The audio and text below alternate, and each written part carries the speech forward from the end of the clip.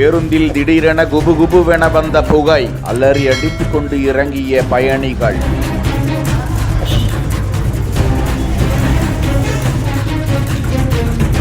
திருப்பத்தூர் மாவட்டத்தில் இருந்து ஏலகிரி மலையில் உள்ள நிலாவூர் பகுதிக்கு தினந்தோறும் காலை முதல் இரவு வரை 6 நடை அரசு பேருந்து இயக்கப்படுவது வழக்கம் என்ற நிலையில் வழக்கம் போல் செல்லும் அரசு பேருந்து வருடாந்திர புதுப்பிப்பிற்காக சென்றிருக்கிறது. இதனால் திருப்பத்தூரில் இருந்து ஆந்திர மாநிலம் திருப்பதி வரை செல்லும் அரசு பேருந்தை மாற்று பேருந்தாக அதிகாரிகள் அவ்வழித்தடத்தில் அனுப்பி வைத்தனர். அப்பேருந்தில் 60க்கும் மேற்பட்ட பயணிகள் பயணித்த நிலையில் ஓட்டுநர் ரமேஷ் என்பவர் அந்த பேருந்தை இயக்கி சென்று கொண்டிருந்த போது ஏலகிரி மலை அடிவாரம் பொன்னேரி பகுதியில் திடீரென அந்த பேருந்தின் முன் டயர் வெடித்து பேருந்திற்குள் புகை மளமளவென புகுந்தது. திடீரென கேட்ட சத்தம் மற்றும் புகை வந்ததை பார்த்து பேருந்து பற்றி எரிந்து விடுமோ என்ற அச்சத்தில் பயணிகள் அலறி அடித்துக் கொண்டு வெளியே வந்தனர். அதிர்ஷ்டவசமாக பயணிகள் யாருக்கும் எந்தவித சேதமும் ஏற்படவில்லை.